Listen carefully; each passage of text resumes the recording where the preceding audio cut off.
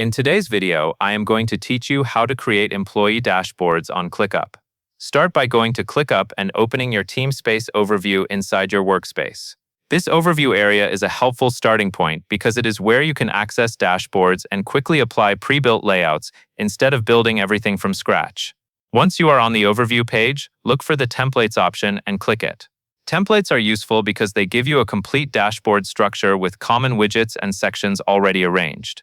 This saves time and also helps you follow proven dashboard designs that work well for teams. After you open Templates, click the highlighted Templates area to browse what is available. From the list of dashboard templates, find Project Management Dashboard and select it. This is a strong base for employee dashboards because it is designed to show work status, activity, and performance at a glance, which makes it easier to manage day-to-day execution. Next, click Use Template. You will see a confirmation step, so click Use Template again to finish applying it. After this, Clickup will create the dashboard view for you and load the different sections included in the template. Now that the dashboard is in place, move through the available views to focus on the employee-related insights. Click Capacity Planning. This area is where you can review workload and make sure assignments are balanced.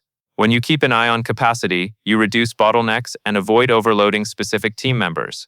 Next, click Team Performance and then click Team Performance again as it appears in the dashboard navigation. This section is used to track progress and output trends over time. As you review it, it helps to look for patterns, such as work piling up in certain stages or tasks not moving forward as expected. Then click the highlighted area in the dashboard navigation and open Calendar of Activities.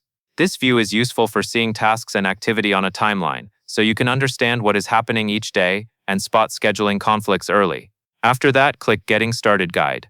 This is a helpful reference included with the template, especially if you are sharing the dashboard with new managers or team leads. Finally, click Activities to view and monitor ongoing activity related to the dashboard. That covers everything you need to know.